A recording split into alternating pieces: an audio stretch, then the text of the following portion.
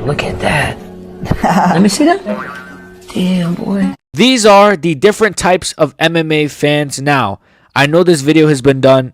I have to burp. I know this video has been done by like every MMA YouTuber ever, but I want to do my own spin on it, my own take on it, my own list, if you will. It's a bit of a list, I guess. It's categories, a list, whatever you want to call it. This is different types of MMA fans. If you fall under any of these, hopefully I don't offend you. If I do offend you, it's all entertainment at the end of the day. Starting with the nerds. Excuse me, I don't watch the UFC, alright? I watch the PFL every Sunday. I watch 1FC every Sunday, okay? So don't come up to me talking about no UFC, kid, because I watch PFL. You know Rod Tang? Yeah, Rod Tang is the best in the world, bro. Rod Tang is the GOAT, bro. Islam Makhachev is not the lightweight GOAT. It's BJ Penn. BJ Penn beat Jens Pulver, bro. BJ Penn's the lightweight GOAT. BJ Penn would be the GOAT right now, bro. He would literally beat everybody. He'd beat JDM, bro. I'm not gonna lie, bro. I think WMMA is low-key underrated, bro. Like, do you know Vernon Jandaroba? Like, Vernon Jandaroba is, like, better than Charles Oliveira. Let's be honest here. Now, the nerds are usually contrarians, right? So the nerds usually will tell you that they watch PFL.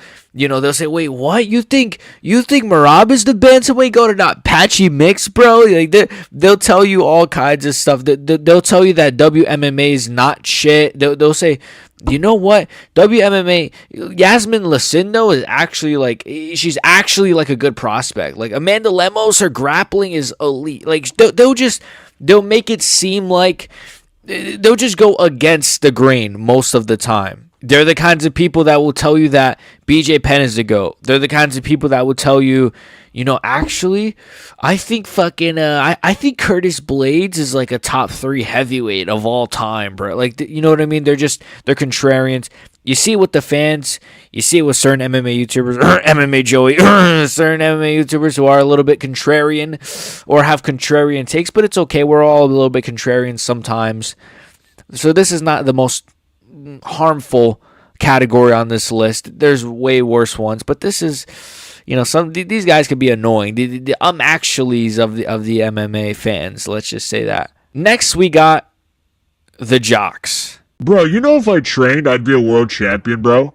I don't even train, but let's be honest. If you don't train, you can't talk about the UFC. You can't talk about the UFC if you never trained, kid. You know Ilya Toporia's a fucking midget? You know Volkanovski's a fucking midget, guys? Like, everybody's a fucking midget or a blob, guys. Khalil Rountree's a fucking midget, let's be honest here. Cyril Gane's a fucking blob, too. I'd beat that kid with 1 year of training. I could knock out Tai Tuivasa with 1 year of training, bro. You know, if I saw red, I'd probably, like, beat everybody in UFC. Let's be honest. If I saw red, like, I don't even train, bro, I'll be honest. But if I saw red, I could knock out, like, your mom or anybody. Now, the Jocks are the kind of guys, and you're seeing this a lot now, everybody's a midget. Ilya Topuria is a midget all of a sudden.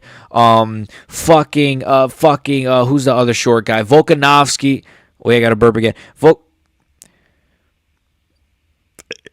Oh, that was disgusting. Volkanovski's a midget. Like, dude, Volkanovski, man, he's a midget, bro. Like, what the hell? Ilya Topuria? Nobody wants to see Makhachev Topuria. Ilya's a midget. He's like 4'11", bro. He's taller. He's shorter than Kai Cenat, bro. You know, then they'll say if they trained, they would be a champion. You know, dude, if I had a couple months of training, if I just had, you know, a year of training, I could knock out any blob at heavyweight. But then those same people, you know, will say, but you can't talk about the UFC if you don't train. You know, you've never been punched in the face, bro. I get those comments a lot. Bro, you're talking about John Jones negatively? You're talking about Makhachev negatively? You've never been punched in the face, bro. I'm like, so in that same sentence, you'll call Ilya Topuria a midget and then say, but you've never been punched in the face. I'm so sure that you have a 15-0 amateur record or something for you to be talking like that, bro. And that whole argument about, oh, you can't talk about the sport if you've never competed is so stupid, because there's people that compete. There's actual fighters that compete who have dumber takes than the fans themselves. There's people like the MMA YouTubers have better takes than the fighters most of the time. MMA YouTubers, unironically, would all be better commentators than the current commentators we have now. That being whether it's Dominic Cruz, whether it's fucking Daniel Cormier, we would all be way better commentators than those guys, let's be honest. You also got the, if I see red, it's over. If I see red, I'm gonna murder. Dude, if John Jones pushed me and I saw red, I'm actually gonna shove my, these guys are just, of course, you got the old heads. I think the old days were better. I mean, we had Dan Severn, we had Don Fry. You remember the Gracies, Hoist Gracie and his family? They were fucking... Dude, Hoist Gracie would probably submit Oliveira in the first round. He'd submit Islam Makhachev. He would. He really would. I believe that. Nowadays, UFC fighters are bitches. They're soy. They're so soy. They're bitches, man. I'm not gonna lie. Nowadays, they can't even take a punch. Back then, man, we used to soccer kick people. We used to see people get soccer kicked. Now they can't even take a punch. I remember the good old days when women weren't fighting. We need to go back to those days. We really do. No more women's fighting, please. Women should be in the kitchen. Now, the old heads can be pretty harmless, but they can also be a little bit annoying. They're almost kind of similar to the nerds, whereas they can be a little bit contrarian. They'll tell you, like, Royce Gracie's actually the GOAT. You know what I mean? But that's because they grew up in that era, whereas the nerds, most of the time, they're just sort of like saying BJ Penn is the GOAT or saying Rashad Evans is the GOAT just because it's the contrarian thing to say. Whereas the old heads, they're just biased because that's the era that they watch. So, of course, they're going to say, the Gracie family, they were marauders. And, Dan Severn used to kill everybody, bro. Dude, did you know freaking Don Fry? Don Fry used to freaking head kick KO. These people, they'll just bring up the old days. Look, I got some old head fans. I for sure have some old head fans that I've interacted with. So, no offense to you guys, but the old heads can be a bit, or they'll say like, nowadays, man, the UFC fight, it's not like the old days, bro. Back in my day, when we had the UFC, man, we used to have marauders. Now we just got fucking bitches, bro. Now we got Ian Gary, bro. Back then, we used to have Lyoto Machida, bro. He was a demon, bro. We used to have Lyoto Machida just kill like these guys. They're dude, Anderson Silva's like, he's not just a middleweight GOAT. He's the GOAT, bro. Look what he did to Forrest Griffin. Yeah, but Forrest Griffin was underrated. It's like these guys, they just hype up like their era so much. The old heads are just they're funny more than anything. They're pretty funny. They're pretty harmless, to be honest with you.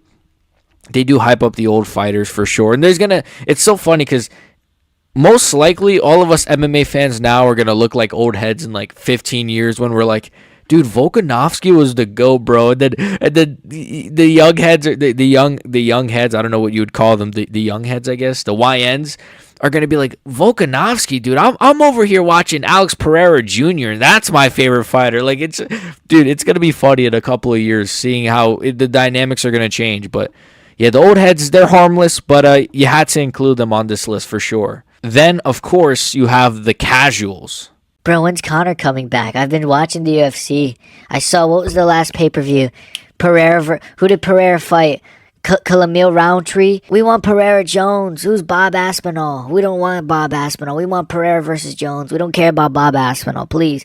Dana knows this. Dana's the GOAT, bro. Don't talk about anybody. If Dana's not in the UFC, I don't want it, bro. Dude, Joe Rogan's the best commentator ever. He's literally makes the UFC. Without Joe Rogan, there's no UFC. It has to be Joe Rogan and Dana White, and that's it. Dude, the Nelk boys told me Conor was coming back. Are we not gonna get Conor? The Nelk boys told me Conor was coming back. What the fuck, bro? Dude, remember Habib? I think Conor beat Habib, bro. I low-key think Conor beat Habib. I think Conor beat Habib. Oh, you mean he tapped out? Yeah, so I was thinking of another fight. Dude, I totally watched Conor versus Habib, bro. I totally did. The casuals are always asking about Conor. They only show up when Conor's around or when a name of that stature is around. So Conor McGregor, John Jones, these guys are the types of guys that they watch the Nelk boys. These guys watch the Nelk boys. These guys watch fucking Aiden Ross on stream with Islam Makhachev or John Jones or Pereira. These guys are like, dude, you saw Aiden Ross and Pereira? I'm watching that. These guys are the most casual of the casuals.